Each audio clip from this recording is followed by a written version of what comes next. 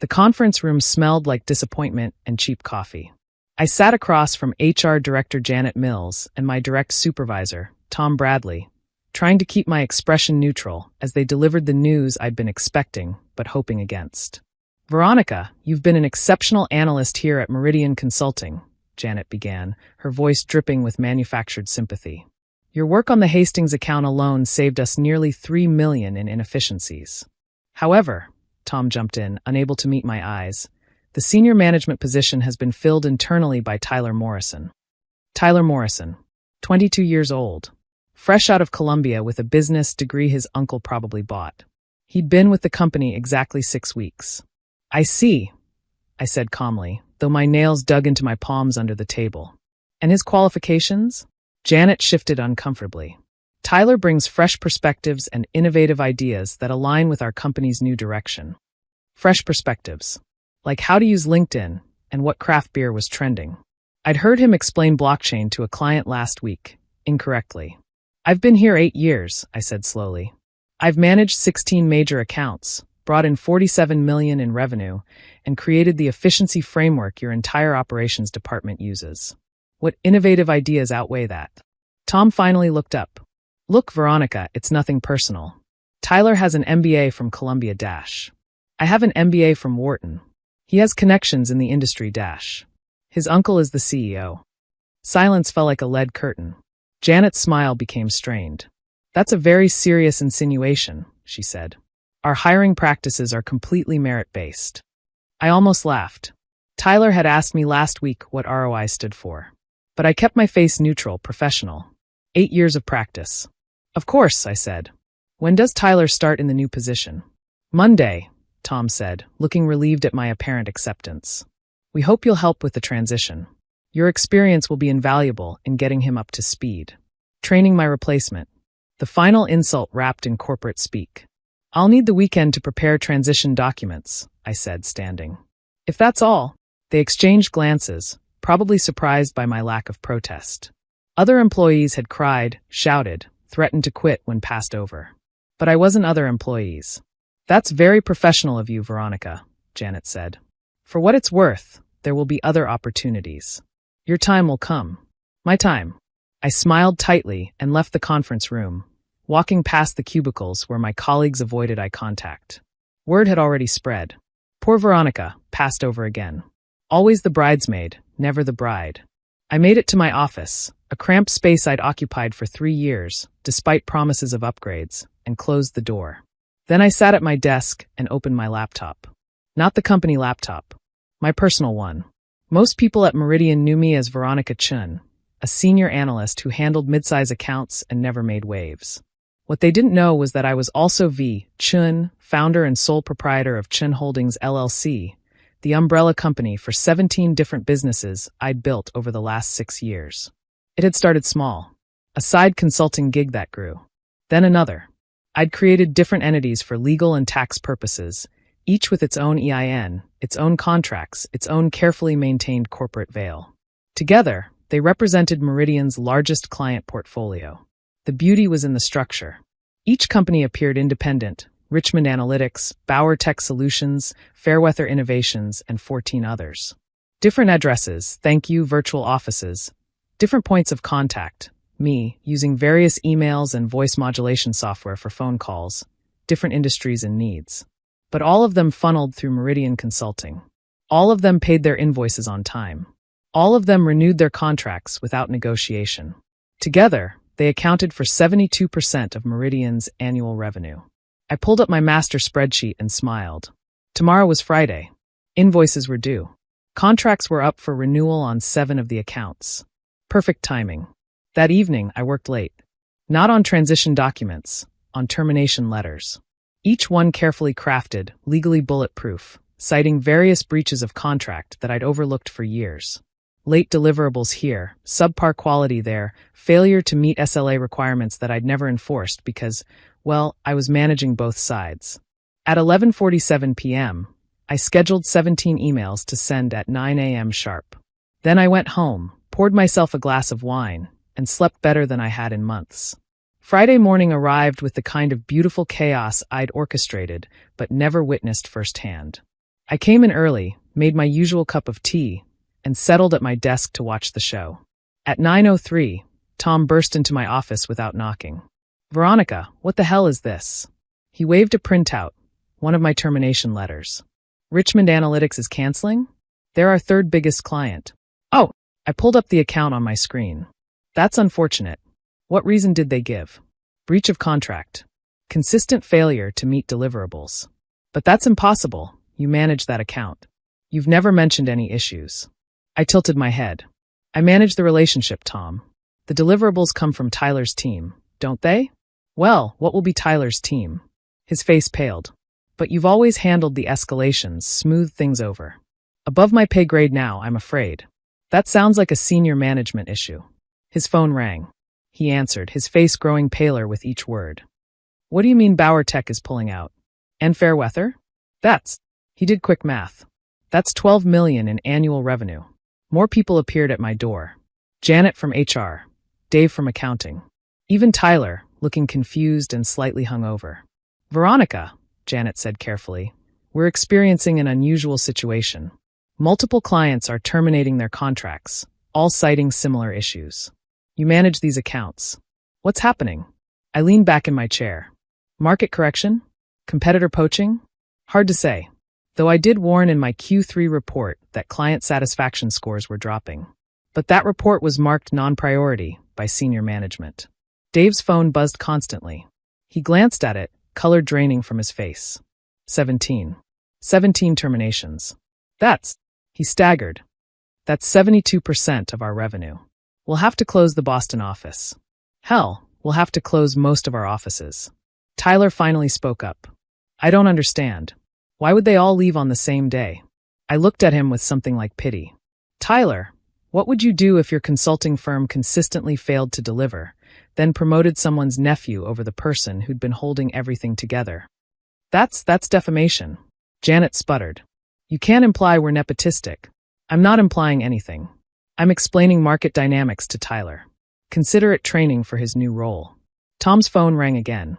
He answered, and I could hear CEO Morrison's voice screaming from across the room. Tom held the phone away from his ear. "He wants to see all of us. Now." The procession to the executive floor was like a funeral march. I brought my tea and sipped it calmly while everyone else sweated through their shirts. CEO Robert Morrison sat behind his massive desk, face red with rage or panic or both. Tyler stood in the corner, probably wishing he'd stayed at his uncle's Hampton's house one more week. "Someone explained to me," Morrison said with deadly calm, "how we lost 72% of our revenue in one morning." Everyone looked at me. I smiled. "Market forces are unpredictable," I offered. "Cut the shit, Chin." Morrison's calm shattered. "These clients all cite the same issues. Breaches we've apparently ignored for years. They all terminated within minutes of each other. This is coordinated." "That does seem unlikely," I agreed. "Unless, of course, they were all connected somehow. But that would be a massive conflict of interest, wouldn't it? Having connected companies all funnel through one consulting firm? We'd have to disclose that in our SEC filings." Morrison's eyes widened. He was starting to understand. "Pull up the client list," he barked at Dave. "Full corporate structures. Now." Dave's fingers flew over his tablet. The more he searched, the more his face resembled cottage cheese. They're all registered to different addresses. Different tax IDs. But the filing patterns. He looked up slowly.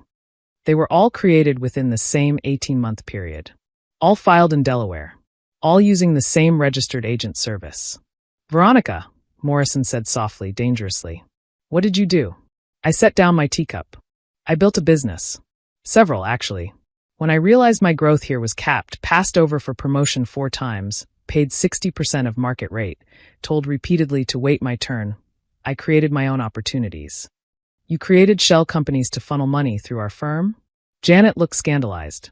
"I created legitimate businesses that needed consulting services. I chose Meridian because I believed in the work we did. I managed those accounts impeccably, never missing a payment, never creating problems. I thought eventually you'd recognize the value I brought." I stood, smoothing my skirt. "Instead, you promoted Tyler. So those businesses, my businesses, are taking their consulting needs elsewhere." "This is fraud," Morrison shouted. "I'll sue you into oblivion." "For what?" I asked calmly. Creating successful companies? Choosing which consulting firm to hire? There's no non-compete in my contract, I checked. No conflict of interest clause that covers external business ownership. I've done nothing illegal. You've destroyed this company. No, I corrected. You destroyed this company when you decided nepotism mattered more than merit. When you paid me $95,000 to manage accounts worth $47 million. When you promoted a boy who can't spell analytics over someone who built your entire efficiency framework. Tyler finally found his voice. Aunt Janet, Uncle Bob, I didn't know dash. Shut up, Tyler, Morrison snapped. Then to me, what do you want? Money. The promotion? Name your price. I laughed. Actually laughed. The promotion? You want me to work under Tyler after this? Help him run the smoking remains of your company. Senior partner, he said desperately. Full equity. Name on the door. Meridian Consulting? I pretended to consider it. Tempting. But no. I've already registered my new firm. Chin Strategic Solutions. My clients, all 17 of them, have already signed with me. Better rates, better service, better leadership. We'll match whatever you're charging them, Tom said. We'll beat it. It's not about the money, I said, heading for the door. It's about respect, value, recognition, things you can't suddenly discover when your revenue disappears. You planned this, Janet accused. You've been planning this for years. I paused at the door. I planned for success. You planned for nepotism. We both got what we planned for. Veronica, wait. Morrison's voice cracked. Please. We can work this out. 30% raise. 40. Senior partner. Just please. I turned back one last time. You know what's funny? Last week, if you'd given me the promotion I'd earned, I would have shut down those companies. Transferred everything to Meridian properly. Signed non-competes. Devoted my career to building this place. I looked at Tyler, who seemed to be trying to disappear into the wall. Instead, you chose him. So now he gets to oversee the layoffs. Explain to shareholders how the company lost 3/4 of its revenue overnight. Put that innovation to work. The elevator ride down felt like freedom. My personal belongings were already in my car. I'd been slowly moving them out for weeks. All that remained was to turn in my keycard and laptop. Sandra at reception looked at me with wide eyes. The whole building knew something massive was happening.